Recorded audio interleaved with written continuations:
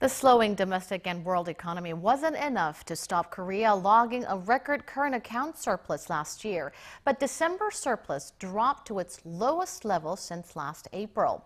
This has raised fears Korean exporters may be entering a rough period. Our Yoo Li-an reports. Last year was the 15th straight year Korea logged a current account surplus, which is the broadest measure of cross-border trade. The Bank of Korea said on Wednesday that the cumulative surplus for last year reached $43.25 billion, up from around $26 billion the previous year. The figure is slightly higher than the central bank's previous estimate of $43 billion. Analysts attribute the full-year record to a surplus in the service account and a decline in imports. The service account saw its first surplus since 1998.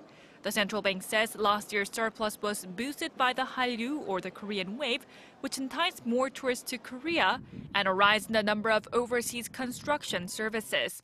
Imports dropped by around 1% last year from a year earlier due to shrinking domestic demand. This compares quite starkly to the previous year, when imports grew by over 23%. Meanwhile, December saw the smallest monthly current account surplus since April at $2.25 billion. Experts attribute the reduced number to the strengthening local currency and reduced working days last month. The won appreciated by over 7% against the dollar last year, raising alarms for Korea's exports, which account for half of the nation's economy. On top of that, Japan's yen weakening trend has made Japanese exports much more attractive in overseas markets.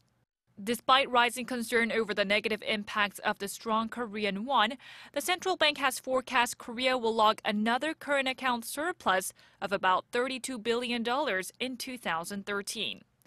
Yoo Li-an, Arirang News.